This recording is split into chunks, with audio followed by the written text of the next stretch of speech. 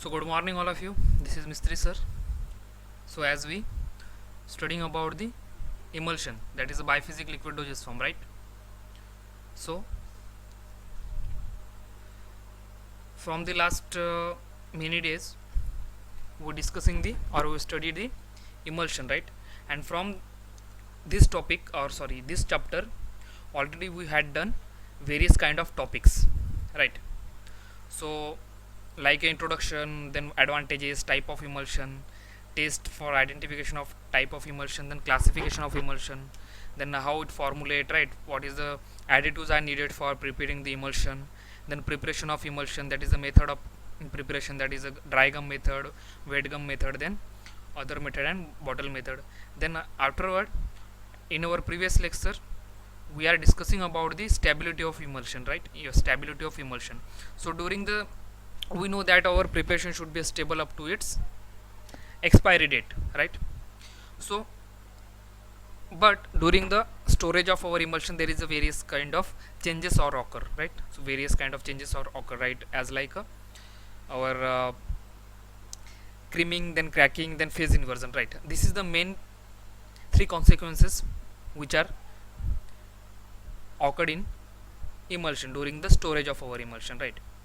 So and along with this from the cracking we are already discussed, and some portion from the our creaming also, right? So in cracking, there is a cracking means our simply meaning of cracking, that is a separation of two phase, right? And there is a various reason uh, for happening the cracking.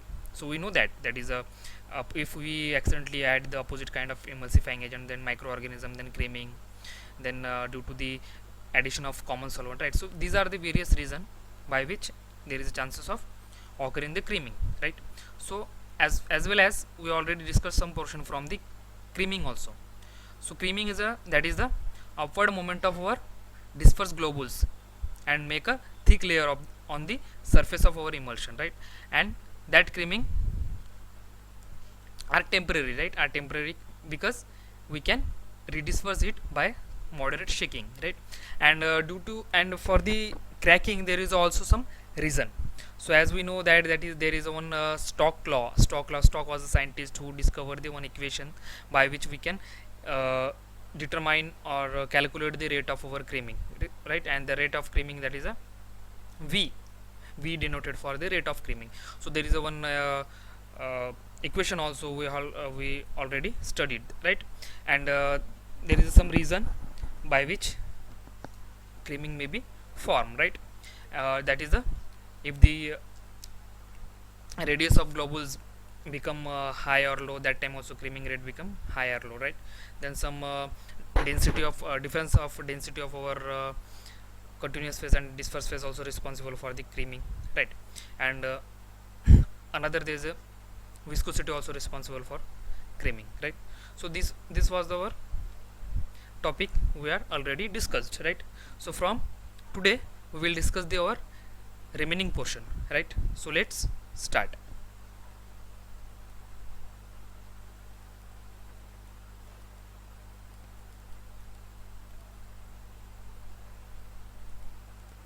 Right? So our today topics we will begin with viscosity of dispersion media, right? Viscosity of dispersion media. So as we know that that is the radius also the globule radius of our globules also responsible, right? Then difference in density of our dispersed phase and continuous phase, that is the weight of our continuous phase and dispersed phase also responsible, right? Afterward, that is the viscosity of our dispersion media. So dispersion media, it is nothing but our continuous medium, right? Or continuous phase, right? We know that our emulsion prepare with two kind of phase, that is a dispersed phase and continuous phase, right? And that discontinuous phase also called as dispersion media, right? Because whatever the globules we are added, or what is the dispersed phase, dispersed globule means whatever the dispersed globules are present in our preparation, that thoroughly distributed into our dispersion media, right? Means fine globules thoroughly dispersed into our dispersion media or continuous phase, right? So that's why in our emulsion the viscosity of our dispersion media also responsible for the minimize also responsible for the rate of our creaming, right? Rate of our creaming. So viscosity plays a very important role. If our preparation has a suitable viscosity, right, that time whatever the dispersion globules are dispersed throughout the preparation for the sufficient time, right? Also the viscosity responsive, the advantages of viscosity, that is proper suitable viscosity, that is during the or before the administration of our preparation we have to remove it from the our container. So that time also our viscosity plays a very important role, right? If our viscosity reduced, our if your preparation has a less viscous, that time there is a chances of withdrawal out the or remove out the large number of drug into our dose, right? If our preparation is more viscous, that time there is a chances of removing the less amount of our drug, right? So that's why if this condition will happen, that time we will not get a accurate dose or desired dose. If we fail to achieve the desired dose, that time we will not obtain the desired pharmaceutical action, right? So this by this way our viscosity plays a very important role, right? So this is the viscosity of dispersion media also responsible for the rate of our creaming, right? Means viscosity also responsible for the creaming. So how it is responsible, right? So let's see. Rate of creaming is a directly proportional to the viscosity of dispersion media, right? I think you listened in our first year or 12th class, that is a directly proportional and inversely proportional, right? Directly proportional means equal, right? And inversely proportional means opposite, right? So directly proportional means equal, similar, right? And inversely proportional means opposite. So that is the rate of our creaming is inversely proportional to the viscosity of dispersion media, right? Viscosity of dispersion media, right? So how it is work, that is if our viscosity increases, that time our rate of creaming decreases, right? If the viscosity decreases, that time rate of creaming increases, right? So by this way, this is directly proportional are worked, or viscosity are responsible for the rate of creaming. The viscosity can be increased by adding the tragacan or methyl cellulose, right? If our viscosity less, if our preparation has a less viscosity, that time chances of happening the higher rate of creaming, right? If our viscosity increases, the rate of creaming will be decreases. So by this way the inversely proportional are worked, that is the rate of creaming is inversely proportional to the viscosity of our dispersion media, right? And we also this sentence stated that we can increase the viscosity of our preparation if we are adding the tragacanth or methyl cellulose in our preparation, right? So as we know, that is tragacanth act as a emulsifying agent, right? So and methyl cellulose also act as a emulsifying agent. So is emulsifying also responsible for the increasing the viscosity, right? So you remember that if our viscosity increases, our rate of creaming decreases, right? If our viscosity decreases, our rate of creaming increases. So these are the opposite action, right? मतलब viscosity कम करते हैं तो rate of creaming बढ़ जाएगा, ठीक है? और viscosity अगर बढ़ाते हैं हम लोग, इंक्रीज करते हैं, तो रेट ऑफ क्रीमिंग जो है वो डिक्रीज होगा. That is the inversely proportional, opposite work करता है, ठीक है? That's why the statement says that is viscosity can be increased by adding the tragacanth or methyl cellulose, by which we can minimize the rate of creaming, right? Then also this statement says that is high viscosity is not desirable because difficult to redisperse and to pour from the container, right? So we know that viscosity, if we increases the viscosity, that time we can minimize the rate of creaming, right? So it is the, we know that is the mechanism, or that is the fact, right?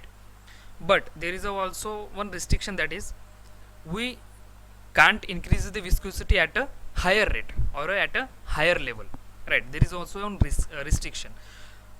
ऐसा नहीं है कि increase अगर viscosity करेंगे तो rate of creaming बढ़ जाएगा, तो हमारे को ख्याल आएगा कि हम लोग क्यों ना ज़्यादा विस्कोसिटी बढ़ा दे, ठीक है, ज़्यादा विस्कोसिटी बढ़ा दे, तो ये भी पॉसिबल नहीं है। अगर हम लोग हायर विस्कोसिटी करते हैं, रिक्वायर्ड से ज़्यादा अगर विस्कोसिटी हम लोग करते हैं, तब जाकर क्या होगा, जो हमारा प्रिपरेशन है वो अब रिडिस्पर्स नहीं होगा, वो रिडिस्पर्स नहीं होगा, मतलब शेक करने के बाद रिडिस्पर्स नहीं होगा।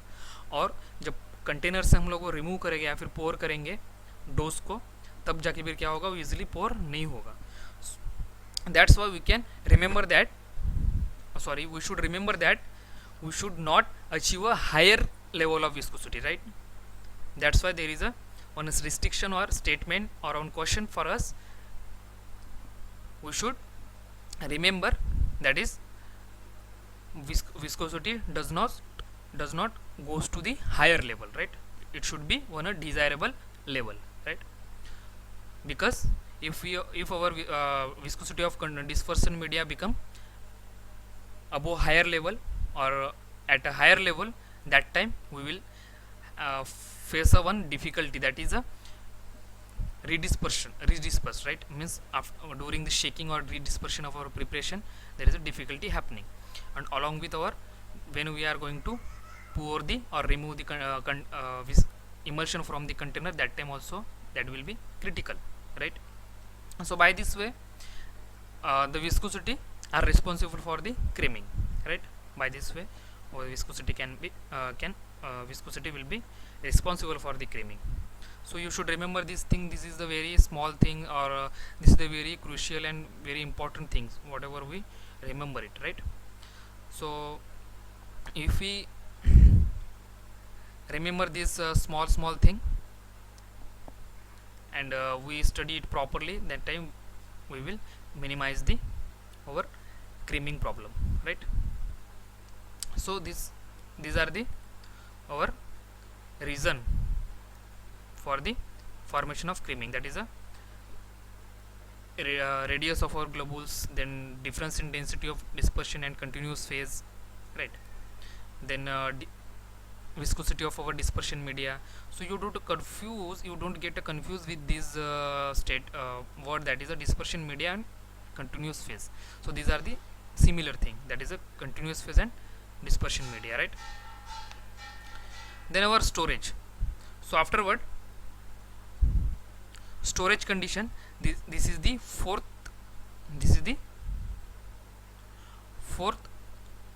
reason for the creaming, that is a storage of our storage condition. Means we should keep our preparation at a suitable temperature or suitable place, right? Because we know that temperature are also responsible for the creaming, as like our cracking, there is a temperature also responsible for the creaming, that is the emulsion should store in a cool place. There is a recommendation for us, that is whenever we are prepare emulsion or after preparation of our emulsion, we should keep it in a cool place, right? Cool place.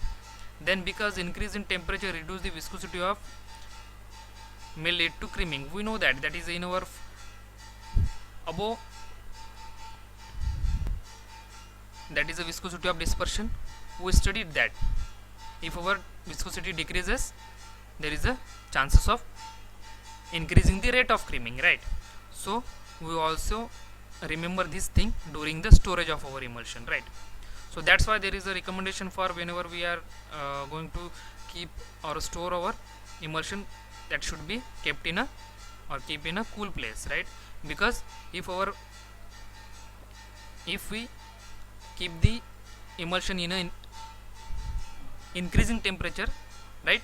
If we keep our preparation in a increasing temperature, there is a chances of reducing the our viscosity, right? Reducing the our viscosity, right?